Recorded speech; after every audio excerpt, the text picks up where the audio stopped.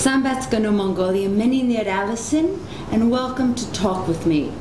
Now, my first guest is an amazing woman who I happened to cross paths with while driving from Hov to Bayanogiamek. She wears yellow leather, a bushy blonde wig, and rides a 20-year-old 750cc motorcycle she's coined her steel horse.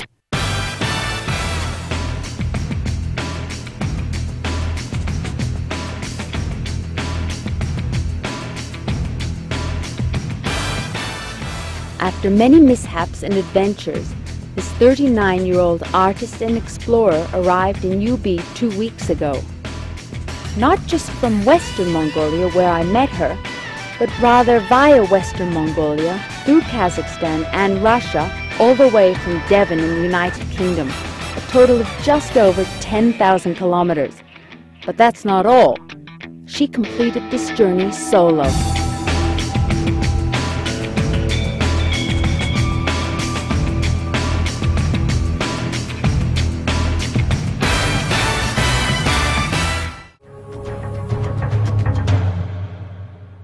She's gutsy, she's blonde, and she's here with us. Veronica Feeling, welcome. Hello, thank you for having me. Thank you for being on our show.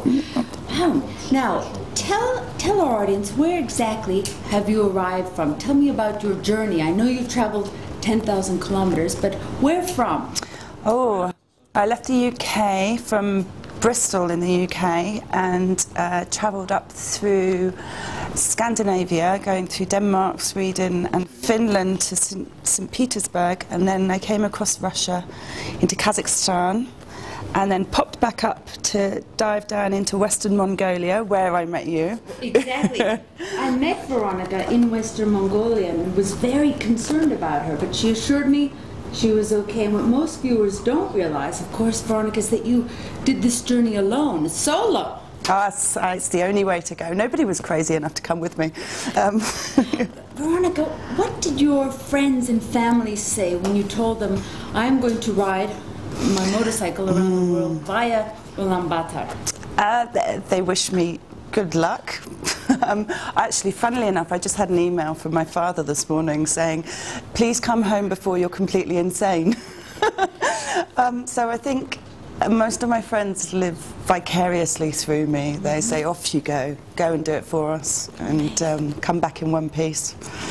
I still can't get over this. Veronica, you ride a 750cc 20-year-old Honda motorcycle. Now, I've spoken to a few people who've traveled through Mongolia on dirt bikes. What is different about your motorcycle? And tell me about some of the comments you've received. Well, it's completely unsuited for the job, which is one of the reasons why I chose it, because I like that aspect of folly. You know, it's like trying to climb the Himalayas in high heels. You know, it's just a ridiculous task. And actually, but someone should do it. Someone should do it, and someone dressed like a superhero. And I was actually stuck in the Gobi Desert at one point, and this Russian rider came past on an Africa Twin, which is very well suited to the terrain, and he just stopped and looked at me and he went, crazy woman in Gobi, and drove off again. So I'm getting mixed reports from the world. Now, Veronica, this morning you joined us. Veronica had an eye patch on, and there was a little mishap that you had in the Orkhon Valley. And would you care to tell our viewers what happened? Well, I believe you're talking about the face, aren't you? Yeah. I got bitten by a spider of some description. By the time I looked at him, it was impossible to tell what kind of spider, let's say. And so my face slowly swelled up over about 6 days, and I've eventually got some drugs, some antibiotics and antihistamines. Yeah, it just looks like I've had a fight with a cupboard door, you know. No, it's okay. You're looking much better than when I saw you a few days ago. Listen, how do you find the Mongolian people? Have they welcomed you with open arms? Yeah, absolutely. Do you know what? One of the reasons why I wanted to come to Mongolia was to look at nomadic lifestyle sort of firsthand, because I have this terrible difficulty with staying in one place. I'm always happy when I'm moving around, you know, and I don't know whether it's because they can't find me that way, but and one of the things about nomadic culture is that everybody sort of talks about is how welcoming people are, because they understand how difficult it is to be travelling through somewhere that you don't know, and so I've just had the warmest amount of respect and love from everyone I've come across. It's an amazing country, isn't it? What about the language barrier, Veronica? I mean, you don't speak Mongolia, you've traveled through the country. Have you encountered any difficulties communication-wise, and how have you dealt with this? Well, you know, I'm very low maintenance. All I really need is food, too much food probably, water and somewhere to sleep, and you know, you can communicate that very, very simply, and then everything else, you know, I'm a bit of a comic character, so we do communicate through the medium of laughter quite a lot. I'm not sure if it's too directional or not. I think I'm more of a figure of fun. Veronica, back onto your journey here. Exactly how long did it take you to get from the UK to UB? How many months, days have you been on the road? I left on the 18th of June, so I think I arrived around the 3rd of August. So it was about 6.5 weeks. But I mean, I wasn't rushing. I didn't want to be just this yellow blur going past people. Yeah. So, you know, I've taken my time. Veronica, when I passed you in Bainolgiamig, I was driving from Hovd to Olgi, and I came across Veronica, this blur of yellow down the road. And shortly after we met, something happened to you, and we've got some photos I've showed viewers, but can you tell me about that experience and what you may have been thinking at the time? I learned some hard lessons that day. So I was staring at the river, thinking, how am I going to cross this river with this ridiculous big sports bike that I can't pick up on my own? When I drop it, it's too heavy. And yeah, so when you said, are you okay, and we parted company, I was like, yes, are you okay? Fine. Do you need antibiotics? Do you want me to call somebody? No, I'm fine, so good. But she wasn't 10 minutes after. Oh gosh, yeah, so you disappeared, and I thought, okay, now I'm going to do it. But before I do it, I'm going to set a camera up and put this, this isn't real, by the way, viewers. It's a signature. It's a signature. My signature look. So I put the camera on and put the wig on and went for it. But okay, so if you're on your own, keep your speed up and keep your head up when crossing rivers. Do not film it, and do not do it wearing a wig. I fell in, and the bike was stranded in the river, and luckily it was only 20 minutes before those guys came and helped me out.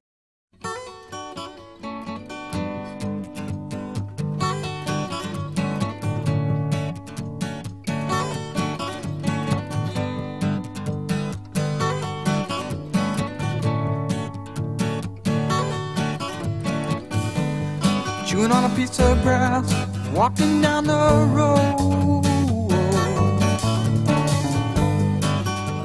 Tell me, how long you gonna stay here, Joe? Some people say this town don't look good in snow. You don't care, I know. Ventura Highway in the sunshine.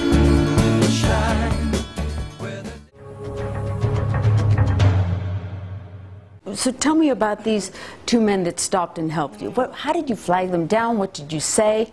Well, they were coming through the river as well, and obviously, you know, two up on one of these Chinese bikes, straight through, no problem. And yeah, one guy sort of took his socks and shoes off, and we manhandled it out. And of course, being in Western Mongolia, these were two Kazakh men. And you found them friendly and wonderful. Oh, well, we sat down and we ate a bit of food afterwards, and then they waved me off. They'd probably never seen anything like Veronica before. I don't think so. I think you made their year, maybe their decade. They certainly made my day. Okay, I want to know a little bit about how you spent Naadam. I saw a wonderful photo of you and Niger looking rather Mongolian, you know? Tell me Yes. about your experience. I'm guilty of doing very little research, I have to admit. So when I drove into Hovde, I had no idea Naadam was on, and I just thought, wow, this town's busy. Phone's on. And yeah, quickly realised what was happening and went out and explored. It's just the most colourful, wonderful experience of the trip, I think.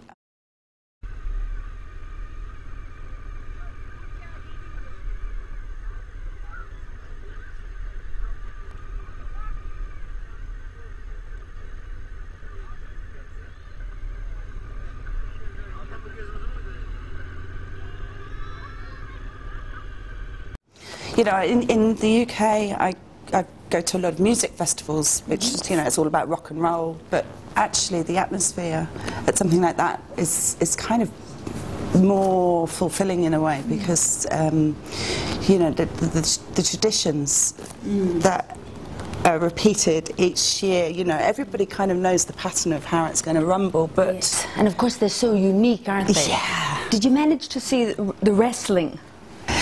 No, I left the day before the wrestling, but I've seen some since. Good, good. You must see the wrestling. Yeah, I enjoyed the wrestling. I saw the horse racing. I saw 90 contortionists at the opening ceremony. That was quite something. But the guys in the Gare, he had his son in one of the horse races, so they were making a big old party of it and Nice. invited me in. And, Wonderful.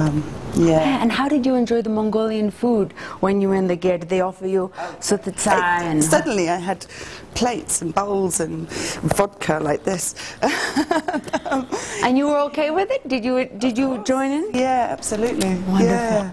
Yeah, yeah. I don't look a gift horse in the mouth. Veronica, I mean, I know you can't go through them all, but tell me, what's one of the most bizarre things that's happened to you during your time in Mongolia?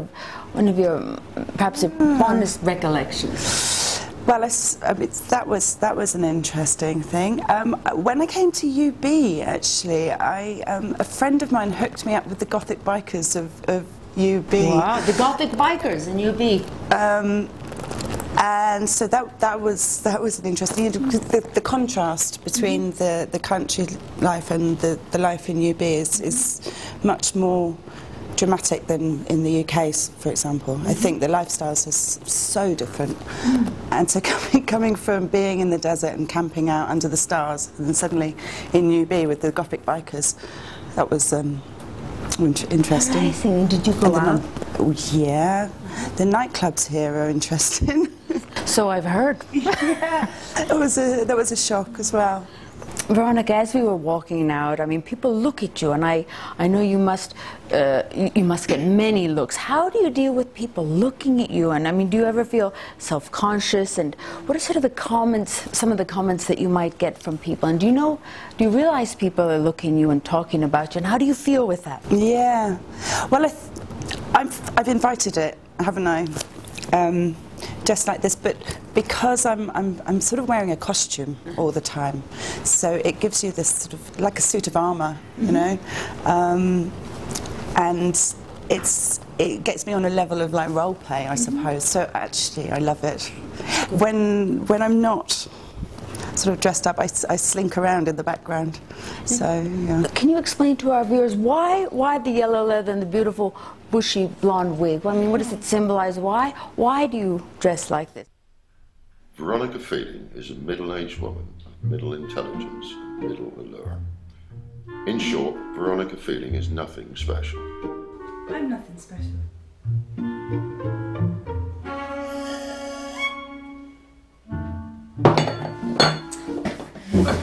And yet, spurred on by the mediocrity around her and fueled by dreams for something more, Veronica has turned herself around.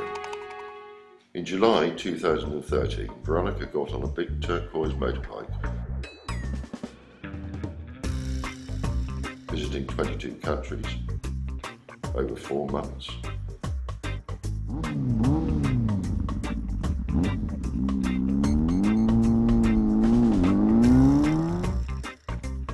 Touching the lives of people she met,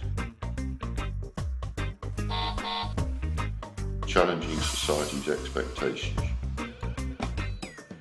She is still a middle-aged woman of middle intelligence and middle and lower, but perhaps Veronica Feeling is something special after all.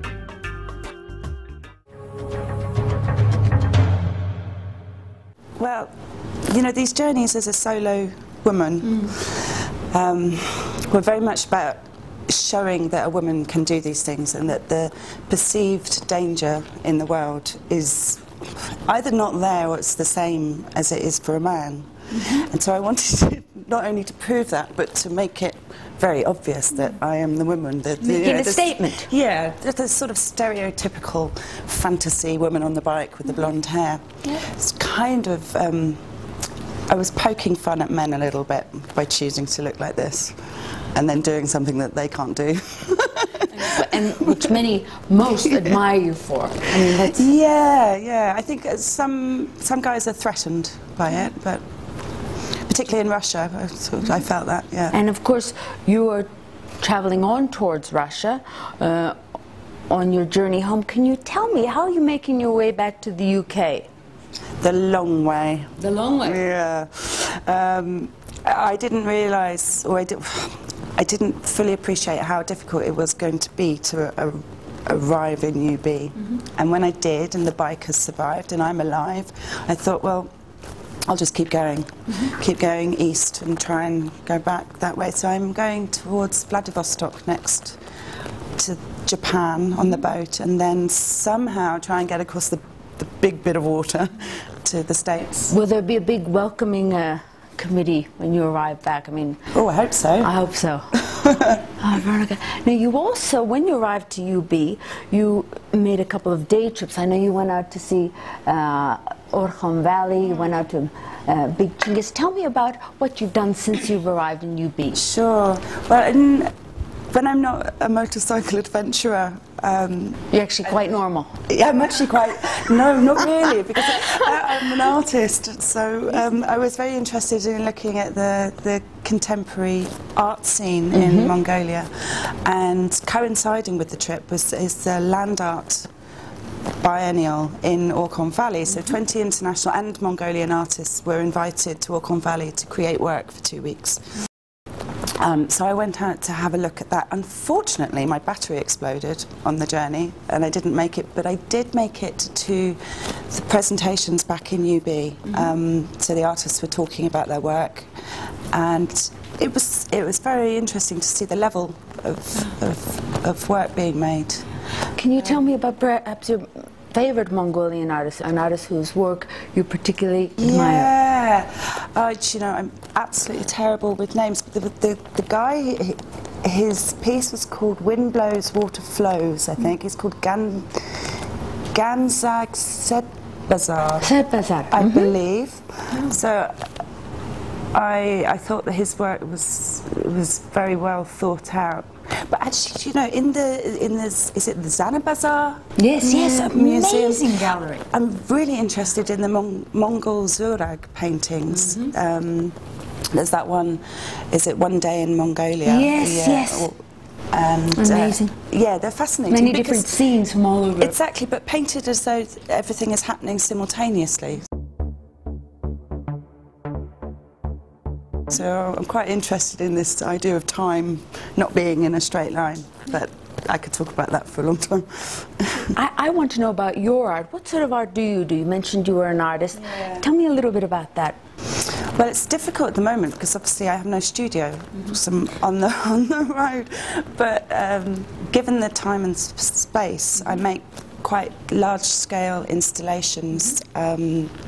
Generally quite site-specific. You know, I get used to an area or you know, a room in a gallery and turn it into Veronica's world. You know, but while I'm on the road, I'm writing to try and keep the momentum going. Actually, viewers, Veronica has a website, www.veronicafeeling.com, so I mean you must look her up and follow her adventures, perhaps see her artwork, her writings. I mean, very inspirational and very unique. Will you be doing perhaps some Mongolian inspired installations and artwork in the future? Possibly in an abstract sense, because I think it's difficult to move around in a place like this without it affecting you in some way. Yeah, that's right. I think that the Mongolian art I've seen has got a definite flavour. You know, and the contemporary art in Europe is slightly sort of homogenised now. You can't really tell a German person's work from a French artist. Of course. Yeah, I like the distinction here. Yeah. Veronica, when you get back to UK and settle down, I mean, I don't know what your plans are, but will you be coming back to Ulaanbaatar? Do you have plans to return here? Yeah, I'd love to. Yeah.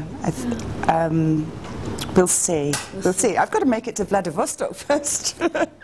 Thinking too far ahead, but I mean, we hope you do. We don't get many people like you here. I would love to. Yeah.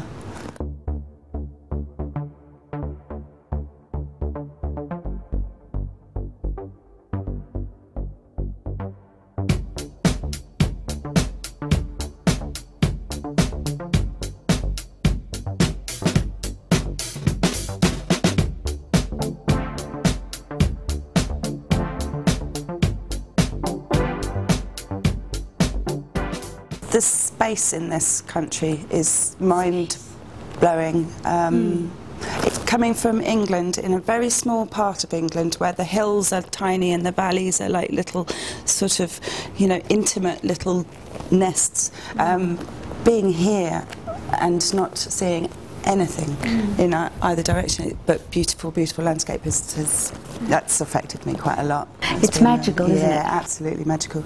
Yeah, and that's one of the reasons why I won't fully support making the roads better, because I agree. even though that was definitely the worst part of the journey was the state of the roads. But if they were smooth, then that landscape would get eaten up quite quickly. You'd have many people zooming past. I mean, it's very tricky, as you experienced. Oh, yeah. Veronica, how have Mongolian men received you? I mean, have you had any marriage proposals? Been on any Mongolian dates? What's the story behind that? I think I'm an acquired taste. I think. But you were asked. A lot of younger guys, I think, are slightly intimidated but intrigued. The old men think I'm fantastic. And yeah, I may have had a few invitations. Yeah, mostly they just want to get on the back of my bike and come with me. Because of course your bike is such a rarity in Mongolia. Yeah, absolutely. You know, I'm standing there like this, and people come and look at the bike. What about Mongolian women? How have they received you? Do you know what? Just really positive. Just I think that woman doing it for herself with no hangers on. Perhaps you've inspired a few. Yeah, I hope so. I know I have in the UK.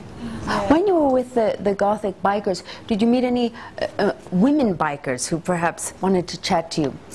You know, they did tell me that in UB that they knew of about 4 or 5 women bikers who have a small club together, and they want no part of the male bikers. You know, they're separate and independent. Yeah, yeah. It made me wonder actually about biker society, because you know, you always think that it's very misogynist and very macho, and I think it's because the women in those circles let it be that way. You know, I think we need to be a bit stronger.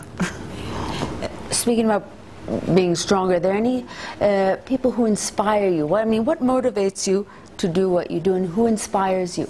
Ooh, well, Wonder Woman, obviously. Of course, of course.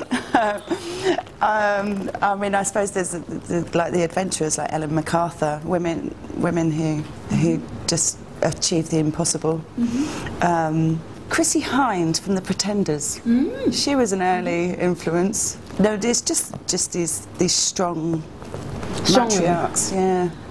Going on to Mongolian music, have you listened to Mongolian music? Have you been to see I went any to a bands? throat singing concert. Yeah. In UB? No, that was in Hofte.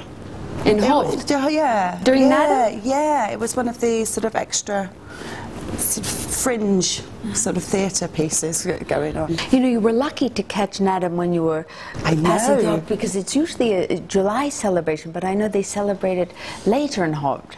Yeah, the date escapes me at the moment, but yeah, what fun. So you did manage to see some dirt singing. That's good. Yeah, and I did actually. I've got on the bike. I've got a little cinema, which I forgot to talk about. I can set up a screen, and I have a projector.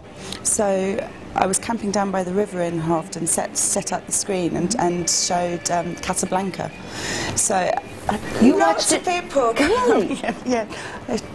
I've forgotten about Casablanca with Humphrey Bogart that. and Norm Bacall. Yeah. And I love the, you know, it was so out of place that it became quite a big focus for a lot of the campers. Amazing. And every night on your journey to UB, I mean, I know you'd stayed in a hotel in Olgi, but most nights, if not...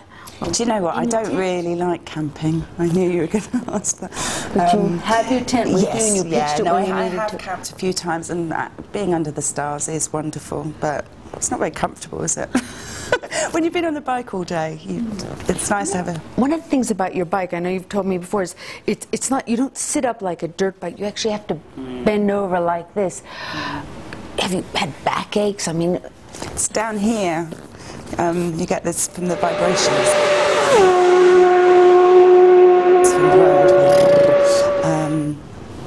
Yeah, but it's fine. It hurts, but it's okay. When you've been in UB, where have you been staying? Have you met other bikers from around the world, and what have they said to you? Have you met any solo bikers like yourself? Only men. And yeah, they seem to be quite impressed, quietly impressed, you know. Quietly impressed, yes. Yeah. Because it's a big destination for bikers, because I think it's a hard route, isn't it?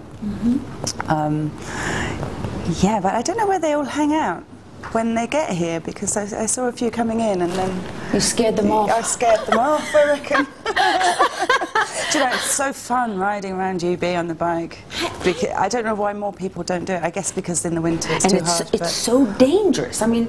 But the traffic's awful, so on a bike you can... It's very slow. Just cut Do you through. weave your way? Yeah. In Yeah. I become like a teenage boy. Oh my goodness.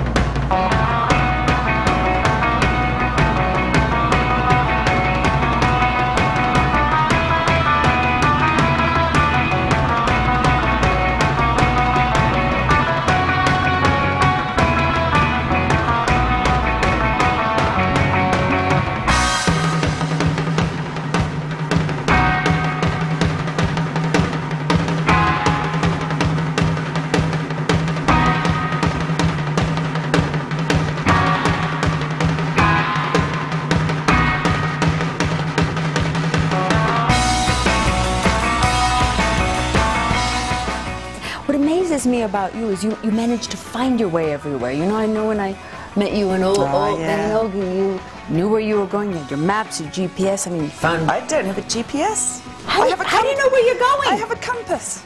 You use a compass and maps. And I have an internal will to get to my destination, I think. Well, you found us today at the Chinggis Khan Hotel. I certainly did. Yeah. It's nice, isn't it? It is nice. Have you read much about Chinggis?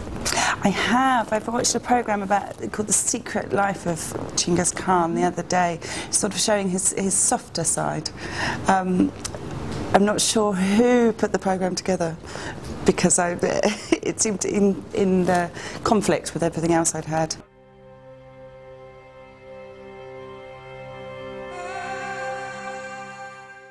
You know, it's more his family life, and he was a pussycat in real life. I mean, many people don't realize this. Yeah.